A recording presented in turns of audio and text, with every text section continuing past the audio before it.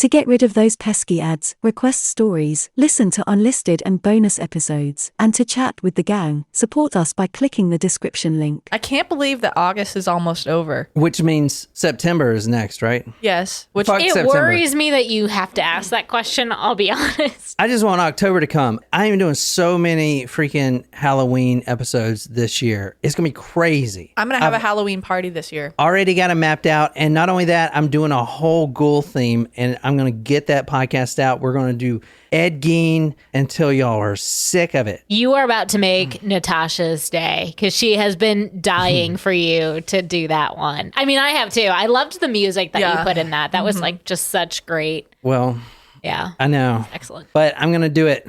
So, and I'm going to do a shit ton of research. I already know the story front and back, but I'm going to have a couple episodes and then launch it. And I don't know, I was thinking about doing shirts or something like Too Ghoul for School. Ooh.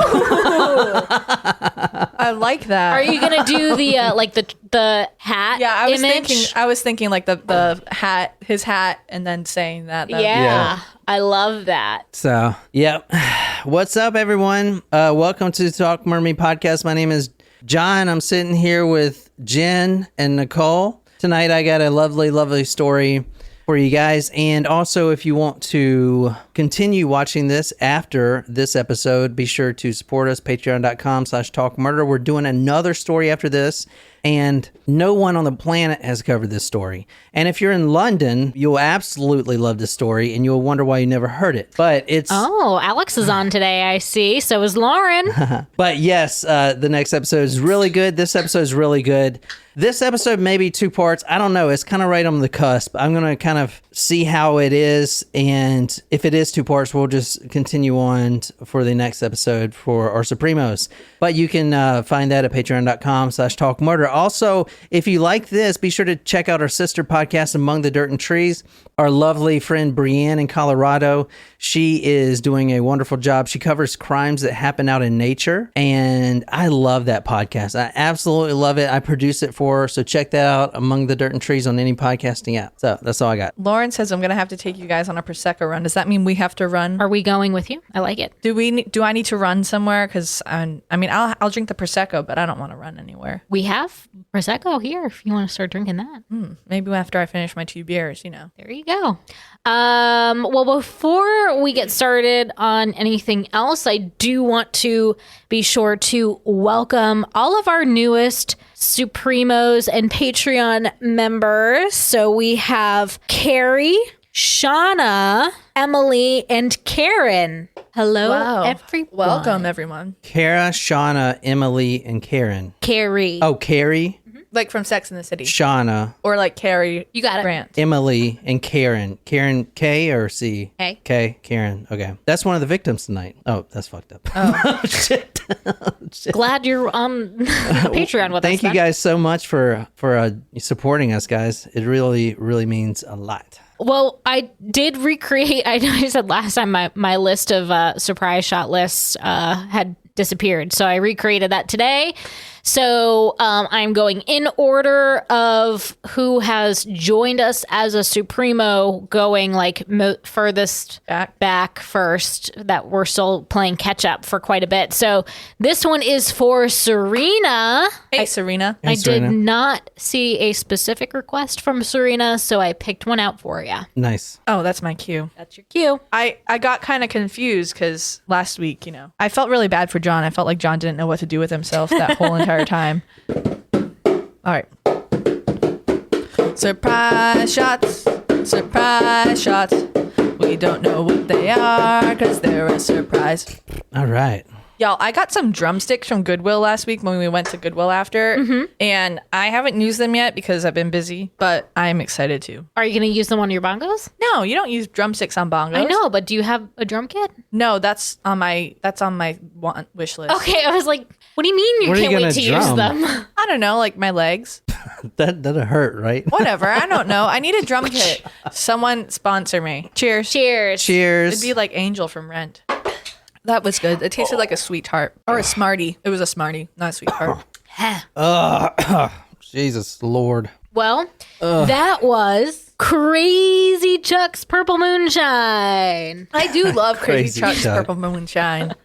Purple Jesus. Purple Jesus. Moonshiner. I mean, and we are almost done with this, so I think we should try to finish this one up today. Is anybody out there live in Illinois? My mom's from Illinois. Is she? Yeah. I thought she was from Boston. No, she's from Chicago, but my dad's from Boston. I'm from Massachusetts. Lauren says that is his home state. Megan says yes. Oh, Megan's from there. There you go. Has anybody been to Starved Rock? Let me take you guys there on this I'm like mystical picturing journey. a very skinny, thin rock. I'm thinking of Pride Rock, but post drought and fires. There you go. So this is Starved Rock State Park right here. This is where we're going to tonight. And if you live in Illinois, you know this story. And you may, I don't know if you know or not, but it does have some recent news. It's got a lot of history behind this. And I'm not going to go over the history, but at first the Indians were there, and then the Spaniards came, slaughtered the Indians. They actually like pushed them against this one huge rock called the Starved Rock and kept them there until they died from starvation. And then, God, that's awful. yeah, I mean, this is... It's got a lot of history, but it's a whole park. Yeah. This is the park, yeah. So this wooden trail right here. And then along this park, there comes to be a bridge. But you see here that there's a lot of wilderness in this park. Well, yes. So, what? It's a state park. Yes, it is wilderness. I know.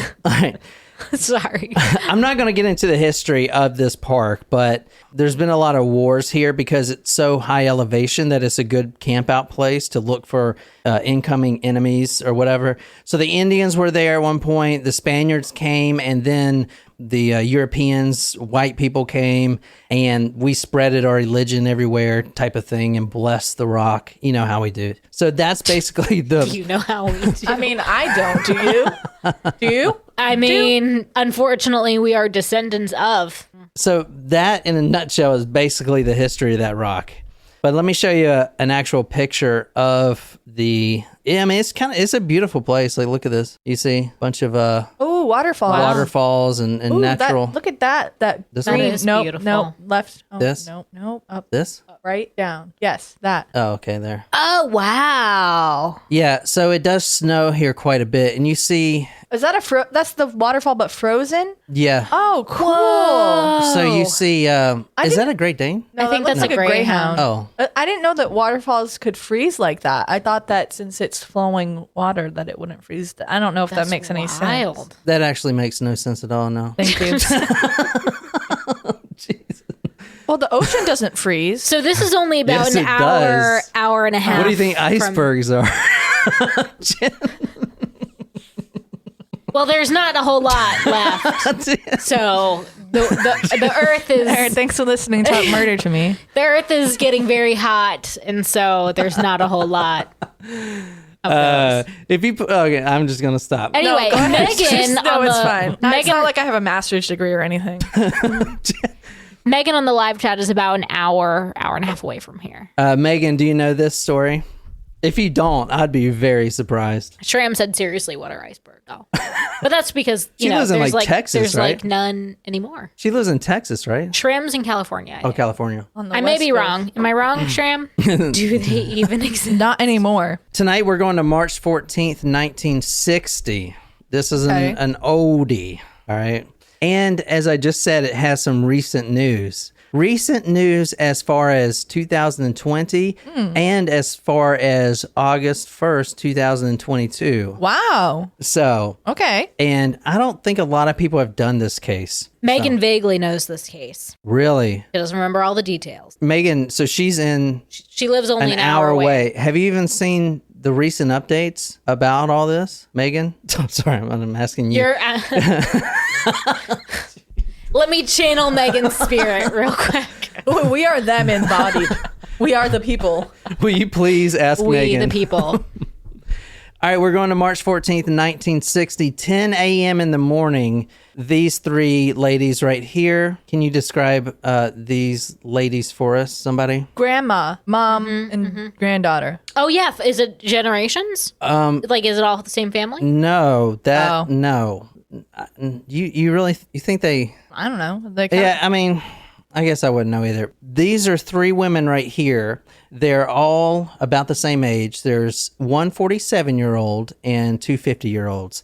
One of them is a grandmother, yes. The other 2 are just mothers. And I'm going to go over exactly who everyone is here in a second. But those women are who we're talking about tonight. That is a Miss Frances Murphy, Miss Mildred Lindquist, and Miss Lillian Oetting. So from left to right, you have Frances Murphy, then Mildred Lindquist, and then Lillian Oetting. So these are all God-fearing, Christian-going, very nice socialite women from Riverside, Illinois. I don't know if you can tell because this is black and white, but they are considered to be pretty wealthy. Wealthy in the fact that their husbands are, vice presidents or something like of that. They're not like billionaires, but they have very nice homes in a very nice part of Illinois. Okay. So they're upper class. Upper class, yeah.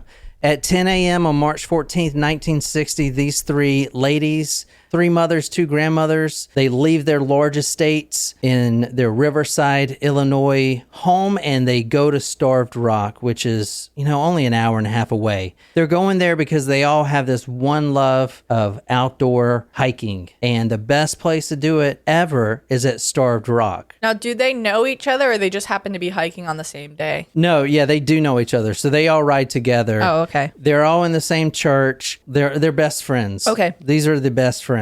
Okay. They check into Starved Rock Lodge at 12:28 p.m. So let me go back. I want to show you right quick the lodge here. So as you see, this is the lodge here. It's a huge building. Wow. So it's like a kind of like a nature retreat type. Yeah, thing. there's a bunch of trails in here, a bunch. There's a huge lodge. This is it right here. Oh, I'm sure this is like a very nice hotel. Yeah. place? So we don't have any of these in where I'm from, but No, not in South Carolina. yeah, so it's a big There's a lot like up in like Vermont, New England, yeah. So you see there's all kinds of trails. I don't exactly know what their plan was, just to hike 1 or 2 trails or what. I will say that one of the ladies brought a camera with her, and she did take some pictures of the park and the trails and stuff like that. So they check into the Starved Rock Lodge at 12:28. They decide to go for a small hike before dinner. So they just got there.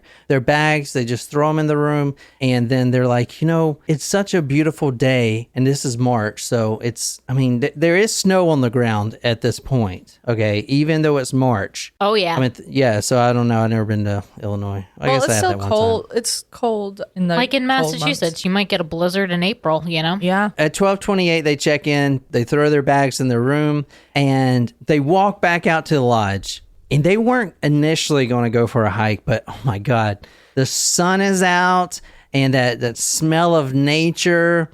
Oh my God, it's the perfect day. Let's just go for a little walk before dinner. And they all agreed with that. So they hiked down the St. Louis Trail, which is one of many in Starved Rock. And they actually travel an hour. They walk an hour before turning around. Let me go ahead and tell you what the book we're reading tonight. I'm going to send this to Shramarama, but this is The Starved Rock Murders. And You're sending her the book that accompanies something related to this? yeah, this is like a Oh, twofer. boy. Oh. Okay, that I think is fair. You're combining the book plus the foreboding item. Foreboding? Foreboding. These books like this are rare because you won't find them on Kindle or any ebook, and they don't print them anymore. So this is a very rare book. You can buy it if you find one available for $50 to $80 probably. Wow. Where'd you find it? In the trash. I'm just kidding. Okay, so the cursed object is from this story. And also it's signed by the author. Whoa! Wow. Damn, Shram. You're getting a good one. His name is Steve Stout. It says, "Best wishes, Steve Stout." When I got it, it was brand new, but obviously I, did research in it. So I don't know. Let me know if you want me to erase all my notes in it.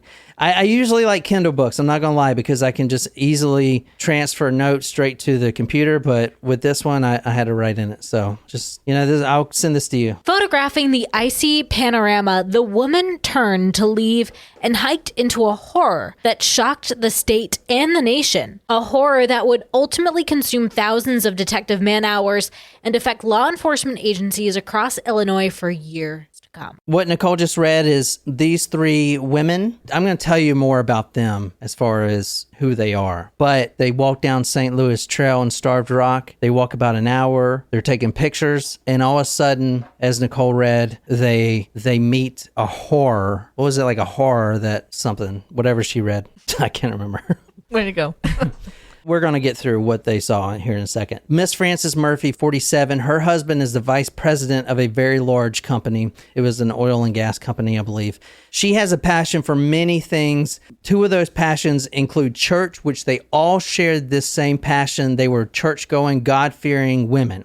They were very philanthropic women as well, and they were highly praised. These are upper class. There are 3 of them. If something happens to them, you better damn believe that there is going to be a large search, and the police are going to find the killer. End of story. She also has a passion for gardening. She loves flowers and all that stuff. She has 3 daughters and 1 son. Miss Lillian Oetting, she was huge into Shakespearean plays. She was actually supposed to play the lead dialogue a week after they left for Starved Rock. She loved the plays. She has 1 son and 2 daughters. Miss Mildred Lindquist served on the school board and was president of the Women's Association at her Riverside church. Her husband is the vice president of a large bank. And like I said earlier, they all share a love for hiking in the outdoors. They do this all the time. They always go hiking. They've been to Starved Rock plenty of times. That was a Monday when they get there. They leave their home, check in 12:28 on the Monday. Before dinner, as I said, they go hike. And when they're coming back, that's when Nicole read, they see a horror and they encounter a horror. Tuesday comes. The husbands start calling. Horror. Yeah, I didn't want to say it. What'd I say? The second time it kind of sounded like they saw a horror. They saw a horror. That's what it sounded like, but it's okay. I'm thinking about my Friday night.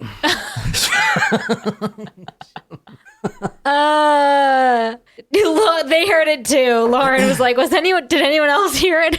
What did I say? It sounded like horror. I did not. Horror. You didn't enunciate the horror. Cement. And Natasha's still at the store and her AirPods died, so everyone in the grocery store can hear us saying horror. Well, not like we're yelling like harder continuously. All right, come on, you horrors. If we had a band, that's what John would name it. John and the Horrors. Ooh, that's a good one. Yeah. I like that. Horror. Yeah, Shit, second time. have I been saying that the whole time? You haven't. That last time it really sounded like horror. So you never told me. I literally interviewed a horror writer, and the whole time. Did you call him a horror? Probably. Ooh, you horror. So when did you get into horror? Well, I guess does it cost a lot to get into horror? Well, I guess when I turned 18. Like, what the fuck? Oh my God. Awesome. I heard you like horror films, Brittany said. Oh my God. Woo. It was good. All right, Tuesday comes and the husbands start calling. They get a bit worried because they were supposed to get calls from their wives that night. And there were phones, landline phones in the room. But, I mean, the wives are 50, the husband's 50, 60 or whatever. They understand that the wives are all together. They're hiking. They probably had some wine or whatever women do. So they're probably fine. But just in case, one of the husbands called the front desk Tuesday morning. The receptionist there says that, yes, she's actually seen the women this morning just leaving breakfast. Okay, all is good. They're there. Yeah. They're there. Not only that, the receptionist says, we'll get your wife to call you back. We'll give her the message, and then probably this evening, she'll call back. Completely fine. Story's over, right? Wrong. Tuesday evening comes, and now the husbands are getting really worried because the wives still have not called, and there's a huge snowstorm coming into town. Over Starved Rock, 6 inches of snow is going to fall. It's going to cover everything. If they're out in the wilderness, and it could be catastrophic. It turns out the receptionist was wrong. She didn't see him that morning. Oh, it was someone else. It was someone else, or whatever. Or maybe she was in on it. In on what? I don't know. I haven't even said what The happened. horror. This is why we request mature audiences only.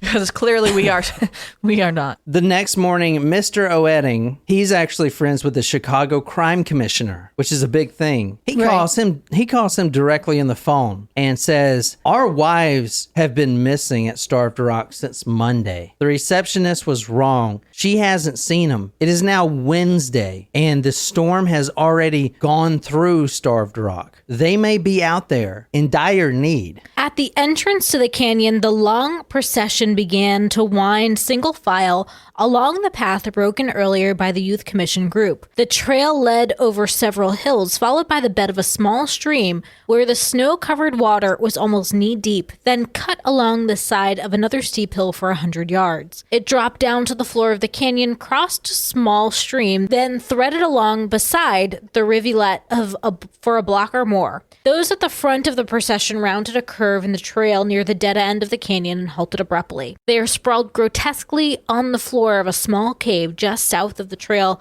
lay 3 battered forms. The cave was in a rock wall at the top of the small incline. Its floor was at eye level from the trail. As you rounded the curve, its grisly sight hit you with the force of a physical blow. All 3 women lay on their backs, their lower clothing torn away. 2 lay side by side, their heads facing south. The third body lay about an arm's length away, the head in the opposite direction. The heads were covered with blood, and their exposed limbs were bruised. Oh. This photo right here is where the bodies were found. So as Nicole read, there were 3 women. The 3 women we talked about, they were lined up. Their bodies were lying inside this cave right here, as I'm showing you. So there's a lot of these little caves along this rock. This is Starved Rock here. It's a huge rock, basically like a mountain. Right. With a cave in there. With many caves. And inside this one cave here, they found the 3 bodies of these 3 old women. After that one cave story, what was that one Putty. called? The Nutty Putty. Nutty Putty. I got a nutty pumpkin today at Dunkin'. I usually don't was get it? it was good. I usually don't get pumpkin coffee before September. I accidentally did last week, but Accident. well, my sister and I went when I was dropping her off at the airport. She got blueberry the day before, and she goes, "Do you want the same thing as yesterday?" I said, "Get me whatever you're getting." And then I drank it. And I was like, "This is pumpkin." She goes, "Yeah." I was like, "I thought you were getting the blueberry thing." She said, "No." And I said, "Well, now you've made me break my pumpkin fast." You know what I really love?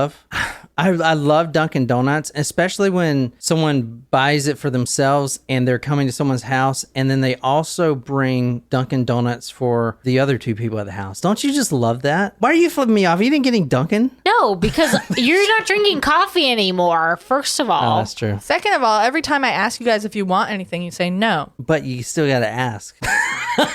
There was a couple things found. Number 1, it was everything that the women took with them, including the binoculars. And we're going to talk about these because this was actually used on the killer. And so we'll talk about that later. As self-defense, I meant. Also found... Oh, they used it against the killer? Yeah. Also found was this camera. And I just pulled a a stock photo of, I have the black and white version, but I wanted you to see like the actual model. This is an Argus C3. Now, we didn't have these cameras growing up, but I do remember my parents had one, or maybe my grandma had one. And the thing about these cameras back in the day is you had to actually wind them up. Do you guys, have you ever used one of those? Like the disposable cameras? No, not disposable. No, I haven't used one of these, but I'm pretty sure it made more of like the twisted sound from the Bop It machine than what you just made. So anyway, when you wind them up, the reason you wind them up is because you have the film, the actual film in the camera, and if you don't wind it all the way, you can double or triple expose the camera film. Okay, right. And it's very important. So this is one of those cameras. If you don't know how to work them, then you may end up messing up the photos and overexposing them because you don't wind them far enough. They also found this at the crime scene. Can you describe what this is? A log. Yeah, like a murder branch. weapon. Is there blood on it? It does look like blood's on it. Now, I didn't hear when Nicole was reading. Was there blood on the snow, or was the snow covering up the bodies? No, yeah, we're gonna get to the scene. There was a lot of blood, and the scene was extremely gruesome. The thing about this log right here, guys, is if you hit someone in the face with this, which they were hit a lot in the face. That's a large...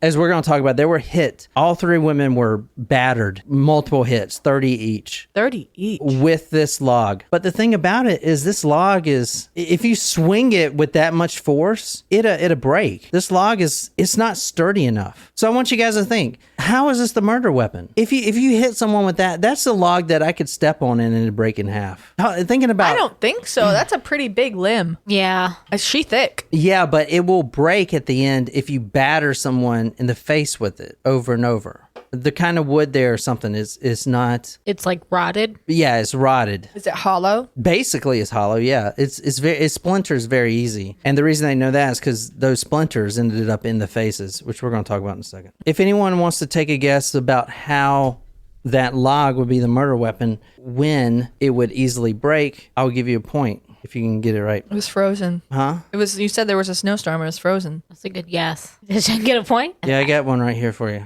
Point. Wow. That's a special. As the new snow was swept away, much of the old snow underneath was discovered to be blood-soaked.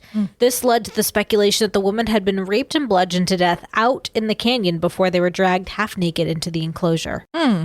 So the scene was like not in the cave. They weren't murdered in the cave. They exactly, were yeah. Dragged to the cave. They were dragged in the cave. All three bodies had massive wounds. Massive wounds. The cause of death was on all three victims. They were bludgeoned with this log. All three had brain lacerations and compound fractures to the face and skull. You know what a compound fracture is, right? It's where the bone sticks out of the skin. I was thinking of concave, but yes, compound. So let me say that again. The cause of death was brain lacerations, which was probably done by the skull, cutting the brain, and compound fractures of the skull. The skull was sticking out of the skin in multiple places. The face was also completely fractured on each woman. Now, the cause of death was a combo of brain lacerations and compound fractures of the skull and face. There were ripped clothing in each one of them's mouth. What do you think that would be for? Ripped clothing in each of their mouths? Oh, a gag. Keep them quiet. Yeah, a gag. They were all lined up. They were left for dead by the killer. All the wounds suffered was directly to the face because there's one killer with one log with three women. And as you'll see, this killer is kind of scrawny. So he has to hit only the face because if you hit in the chest with all that clothing on, it's not going to do anything. All of the strikes were to the face, okay? I'm wondering if there's one killer and there are three women, how they didn't overpower him. Did he, were they hiking and he just took them one by one and then dragged them all to the cave? Because if they all were there at once, wouldn't you think that they would be able to do something? They were older, weren't they? 50 years old? Oh. Shit. 50 years old and there's three of them? But if there's three women, Like, even if you're not the strongest, your body mass outweighs that of one man. We're going to talk about exactly how this killer did it on the next episode. This will be 2 parts. Yeah. We'll talk about that on the next episode, the part 2. But he walks us through exactly how he did it. Because that's a good point. They're upper class women, too. They have purses on them. They have those heavy binoculars. And they use them. But how he overpowered them, he has to tell us. And we're going to read his confession coming up. All their hands were tied.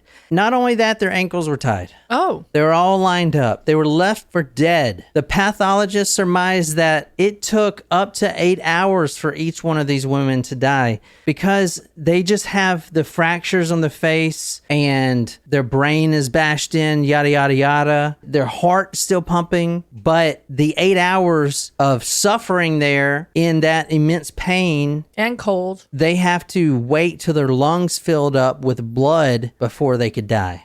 So 8 hours, up to 8 hours of being completely battered before they could finally die. And that was only when their lungs filled up with blood. Wood chips were found in all 3 of the faces of the women, and they were only hit in the face with that log. Big wood chips, splinters. When reading the autopsy in the court, when they found this killer, women under 18 had to leave, and men under 21 had to leave because it was too gruesome.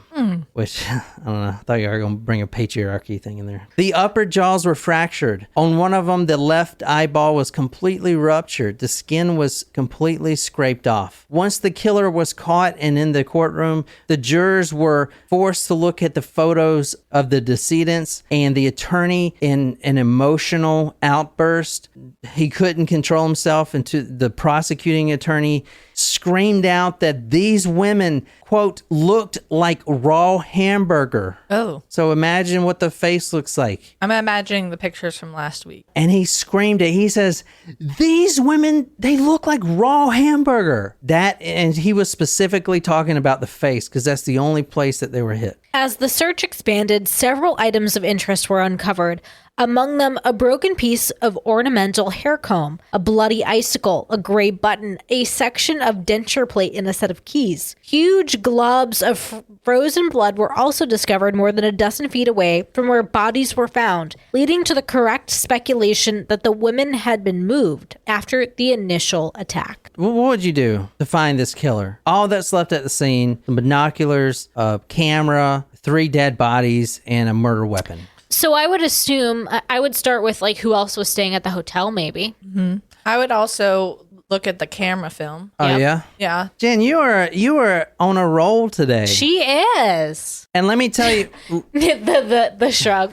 Let me tell you. Yeah, Just because I don't know I'm that awesome. oceans freezes and that some countries look like Africa doesn't mean that I'm not smart, okay? Let me tell you about this murder weapon because they discounted it. Even though it had blood all over it, it can't be the murder weapon because it's fragile. If you throw that log, I mean, it's a pretty small log. If you throw it, In a wood chipper? if you throw it on a wall or something, it'll break in half. If you hit someone's skull with it, which the skull is thick, over and over and over and over times 3, it will break. There is no doubt about it. So how the killer did it is that piece of wood was set in water and until it froze. And now he has a frozen piece of wood, which it has a lot more, what do you call it, like hardness to it. Right. It's not going to break. It's going to hit harder. If you go into some of these army courses, they have these rubber bullets that they'll shoot you with. They freeze them and they hurt a lot more. Yeah, there's a little tidbit there. Were you shot with rubber bullets? No, because I can't get shot because I can fucking dodge bullets, motherfucker. Dodge, duck, dive, and dodge.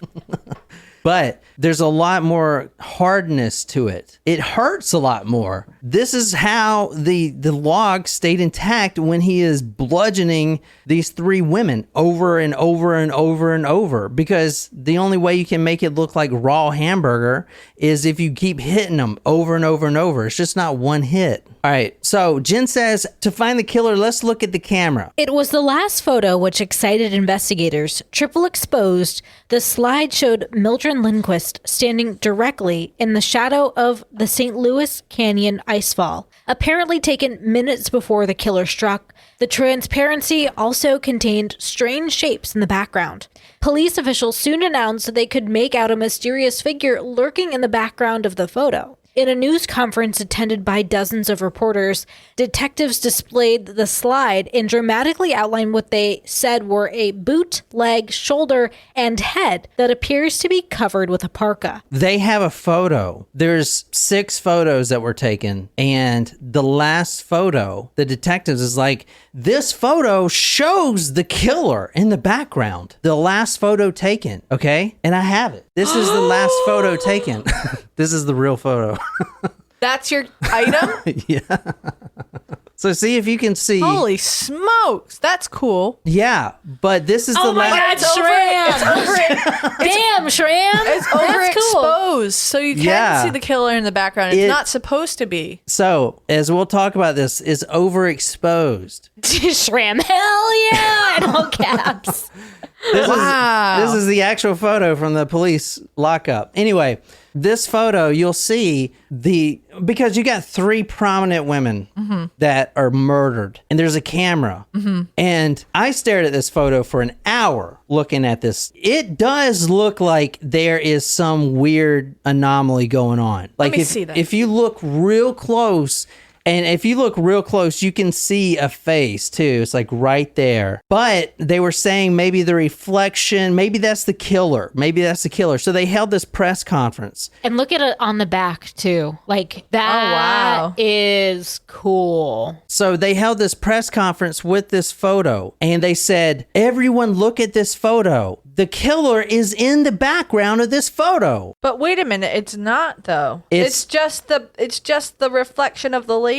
No, that's the other lady. But then is it that shadow right there? Listen, what did I say earlier about that camera? You gotta wind it all the way. You got to wind it all the way. The victim that was taken, I think Lindquist was the one taking the film. She didn't wind it all the way. But the point is, they did this big press conference and said the killer is in this photo. Look at him. You can see his face. Do you see like a little face there? You can see a face there. Here? But it is overexposed. It is 3 times overexposed, which means that the film...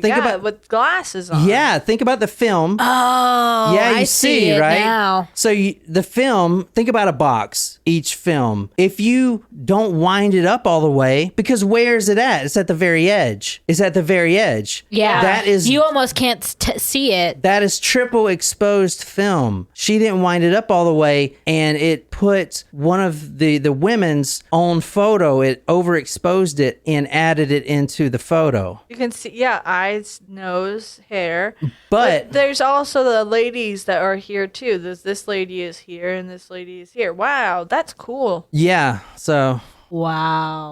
Wow, Shram, you got a treasure, and Shram's a photographer, so this is like the perfect prize that she chose unknowingly that this was going to be hers. And I'll put it in a nice boarded thing. I have it in one, but I took it out for dramatic effect. Lauren says the proper term is double exposed, not overexposed. That was sorry. me. Sorry, that was my term. The reason this technically isn't evidence anymore is because the killer's not in there. It's overexposed or double exposed, like you said. But you see a face there, and you're like, whoa, what the fuck? When I first saw that, I didn't know the overexposure thing because I'm reading the book, and then I'm like, I went and I got that picture because I bought this picture before I even knew the story. Yeah, I got the picture, and I'm like, fuck, this is it. I got the last photo taken by the woman. The last photo, and then I was like looking at it for an hour, and I saw the face. I'm like,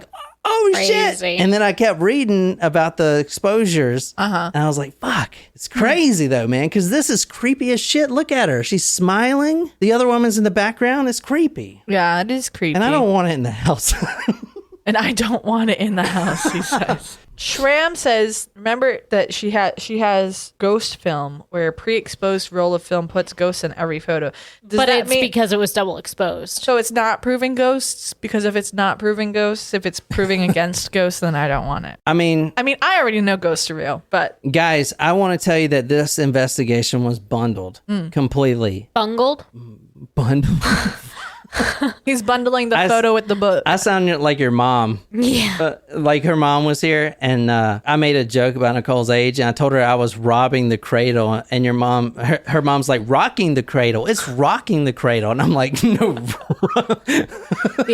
And then we were talking about how the apple doesn't fall very far with the sideboard. And then she said, what was the thing that I said the other week? I don't remember. It was bad though. And then she said, up and Adam. Yeah. Oh yeah, Adam as in the name. Right. Bundled like home phone and internet.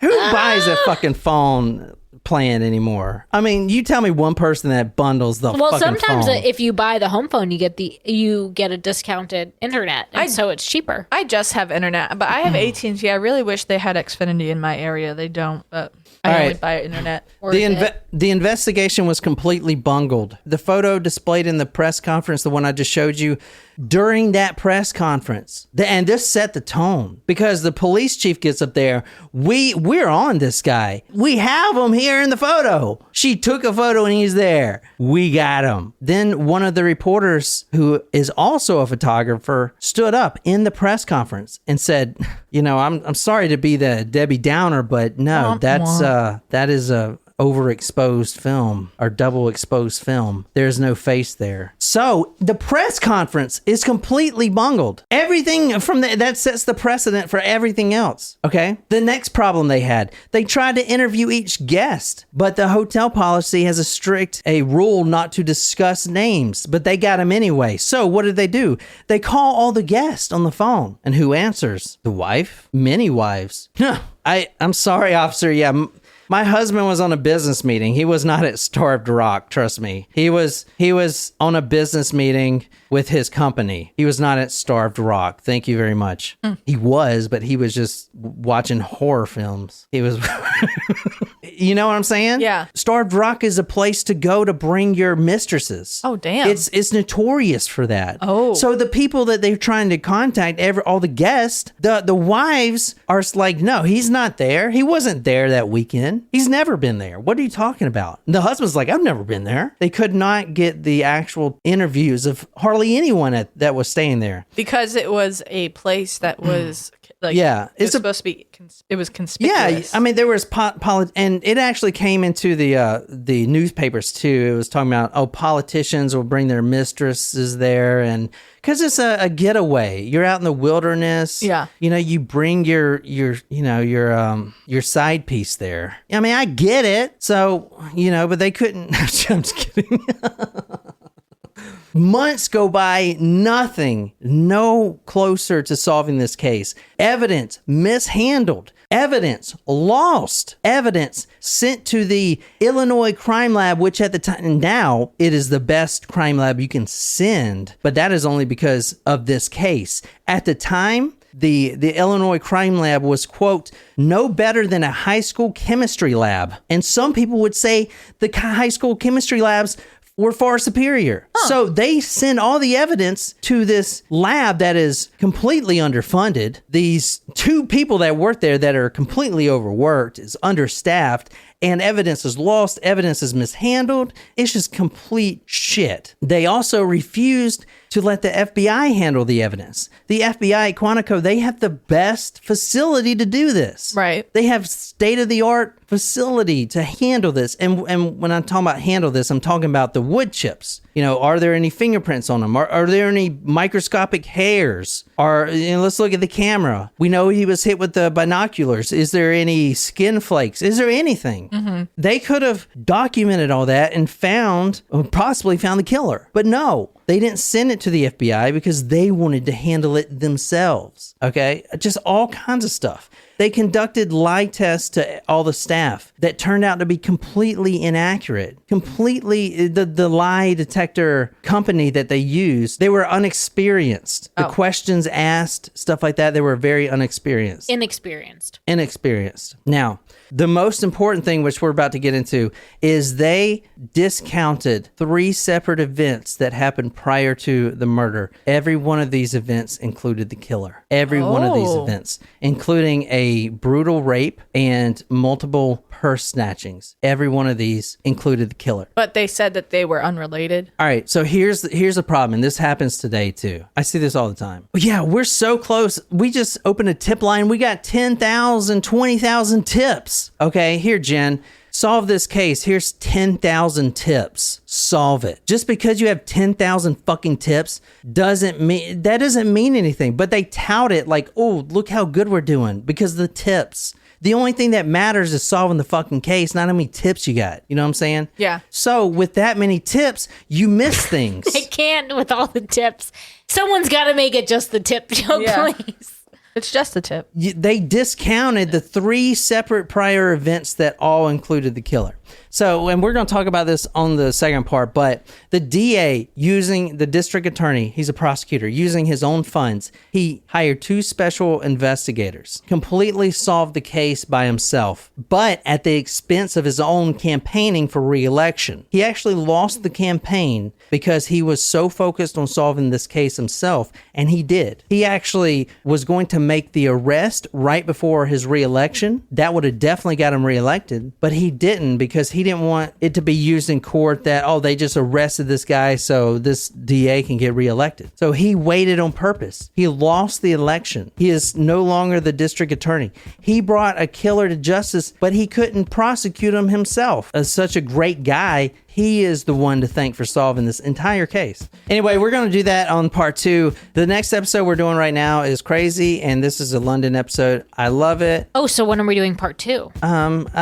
Today or whenever. Later. So episode 2 today is going to be a different story. Yeah. At a later All right. time. As in 10 minutes. We're No, doing I mean the second part. Oh, yeah. We're doing another possibly. episode. Possibly today. And then part 2. I don't know how long I can put up with you guys, honestly.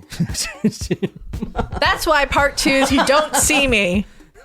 Rude. Duh. But that's going to be an unlisted link for you guys. It's a crazy murder. A little bit of cutting up. Yeah, we're going to be doing. But anyway, if you want to support us and watch that and continue the trivia too, so you can win all these cool prizes, go to patreon.com/talkmurder and support us. Be a Supremo, that's the top tier, and we're going to release that live stream for you guys here in a second. Give us about 10 minutes, and that's all I got for this one. So I didn't want it to be 2 parts, but I guess it is. So anyway, That's just the way it is. Some things will never change. but until next time, good night, you lovely, lovely people. The Horror. Horror. Horror. Horror. Horror. Horror.